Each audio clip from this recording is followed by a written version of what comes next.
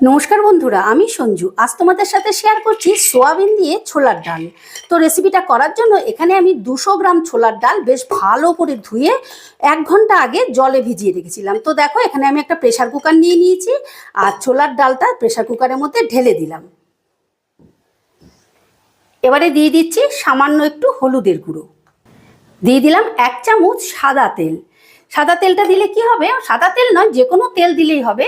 এই প্রেসার কুকারে যখন সিটি দেবে তখন আর ডালটা ওপর দিকে উঠে আসবে না। এবারে আমি পরিমাণ মতন জল দিয়ে প্রেসার কুকারের ঢাকনাটা আটকে দেব।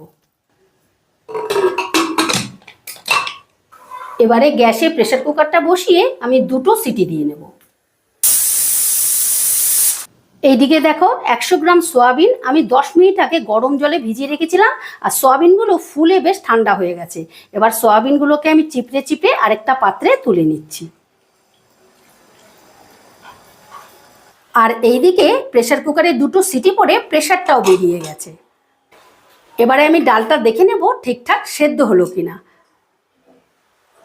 দেখো, ডালটা একদম পারফেক্টলি সেদ্ধ হয়ে গেছে, কিন্তু দানা দানা আছে। ঠিক এইভাবেই ডালটা রেডি করতে হবে, তাহলে দেখতে এবং খেতে দুটোই ভালো লাগবে। এবারে ডালটাকে আমি একটা পাত্রে ঢেলে নিচ্ছি। এবারে ফাইনালি রান্নার জন্য গ্যাসে একটা কড়া বসিয়ে দিয়েছি আর দিয়ে দিচ্ছি অল্প একটু সর্ষের তেল। তেলটা গরম হয়ে গেলে দিয়ে দিচ্ছি অল্প একটু নুন, দিয়ে দিলাম অল্প একটু হলুদের গুঁড়ো। এবারে নুন আর হলুদটাকে তেলের সঙ্গে একটু ভালো করে মিশিয়ে নিচ্ছি। মিশিয়ে নিয়ে প্রথমেই আমি সোয়াবিনগুলো ভেজে নেব। এবারে গ্যাসের আঁচটা মিডিয়ামে রেখে সোয়াবিনটা আমি হালকা করে ভেজে নেব। সোয়াবিন কিন্তু বেশি ভাজলে পরে স্টিফ হয়ে যাবে, সেই জন্য হালকা করে ভেজে নিতে হবে।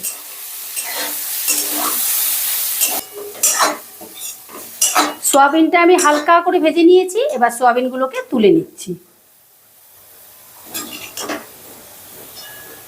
এবারে ওই কড়াতেই দিয়ে দিচ্ছি 3 থেকে 4 চামচের মতন সর্ষের তেল। তেলটা গরম হয়ে গেলে দিয়ে দিচ্ছি ফোড়ন। ফোড়নে দিচ্ছি এলাচ, দারচিনি, শুকনো লঙ্কা, তেজপাতা, গোটা জিরে। গ্যাসের আঁচটা মিডিয়ামে রেখে ফোড়নটাকে আমি একটু নাড়াচাড়া করে নিচ্ছি। একটু নাড়াচাড়া করতে যখন একটা মিষ্টি গন্ধ বেরোবে তখন দিয়ে দিচ্ছি আমি পেঁয়াজ কুচি। এখানে মাঝারি সাইজের একটা পেঁয়াজকে আমি ফাইন চপ করে নিয়েছি। এবার পেঁয়াজটাকেও আমি হালকা সফট করে নেব, মানে পেঁয়াজটা কিন্তু লাল করব না, জাস্ট সফট করে নেব।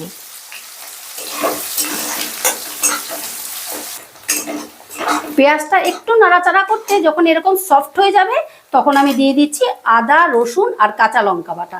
এখানে আমি আদা রসুনটা সম পরিমাণে দিয়েছি, আর কাঁচা লঙ্কাটা তোমরা যেরকম ঝাল খাও সেরকম দেবে। এবারে আদা রসুনটাকেও একটু তেলের সঙ্গে কষিয়ে দেব, যাতে আদা রসুনের কাঁচা গন্ধটা না থাকে।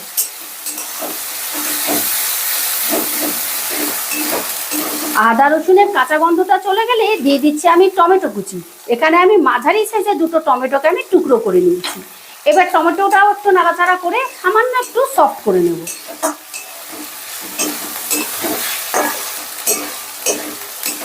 টমেটোটা হালকা সফট হয়ে গেলে দিয়ে দেব গুঁড়ো মশলা।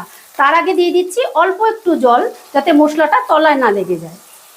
দিয়ে দিলাম স্বাদ মতো নুন, পরিমাণ মতন হলুদের গুঁড়ো, 1/2 চামচ জিরের গুঁড়ো, 1/2 চামচ ধনের গুঁড়ো, 1/2 চামচ শুকনো লঙ্কার গুঁড়ো, ভর্তি 1 চামচ কাশ্মীরি লঙ্কার গুঁড়ো। এবারে এই মশলাটাকে বেশ ভালো করে 5 থেকে 6 মিনিটের মতন কষে নেব, গ্যাসের আঁচটা বাড়িয়ে দিয়ে।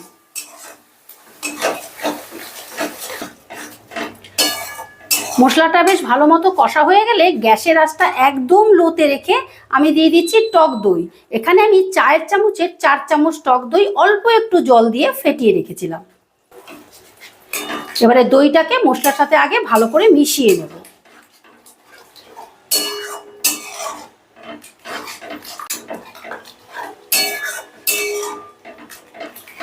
দইটাকে বেশ ভালো মতো মেশানো হয়ে গেলে এবারে দিয়ে দিচ্ছি আমি চানা মশলা। তোমরা চানা মশলাটা অবশ্যই দিতে চেষ্টা করবে, তাহলে গ্রেভিটা খুব টেস্টি হবে। আমি এখানে 1.5 চামচের মতন চানা মশলা দিলাম। দিয়ে দিলাম 1 চামচ কাসৌরি মেথি। এটাও থাকলে, হাতের কাছে থাকলে দেবার চেষ্টা করবে, তাহলে ফ্লেভারটা বেশ সুন্দর আসবে। একই সাথে দিয়ে দিচ্ছি টেস্টের ব্যালেন্সের জন্য চিনি। এখানে আমি 4 চামচের 1.5 চামচ চিনি দিয়েছি। যেহেতু টমেটো আর টক দই দুটোই আছে, সেই জন্য চিনির পরিমাণটা একটু বেশি দিয়েছি। তোমরা যারা পছন্দ করো না তারা স্কিপ করতে পারো, তবে একটু দিলে কিন্তু খেতে ভালো লাগবে। আর বন্ধুরা, টক দইটা সবসময় তোমরা একদম আঁচটা লো করে দিয়ে দেবে, না হলে কিন্তু টক দইটা ফেটে যেতে পারে। আচ্ছা, সমস্ত বেশ ভালো মতো মেশানো হয়ে গেলে এবারে আমি গ্যাসের আঁচটা বাড়িয়ে দিয়ে মশলাটাকে আবারও আমি 9 থেকে 10 মিনিটের মতন কষে নেব, যতক্ষণ না মশলা থেকে তেল ছেড়ে দিচ্ছে।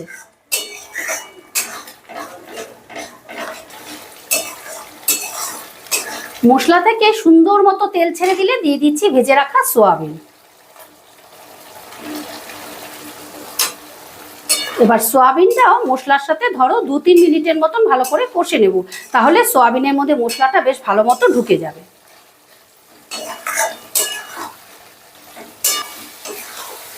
সোয়াবিনটাও মশলার সাথে মিনিট 2 কষে নেবার পর এবারে দিয়ে দিচ্ছি সেদ্ধ করে রাখা ছোলার ডাল।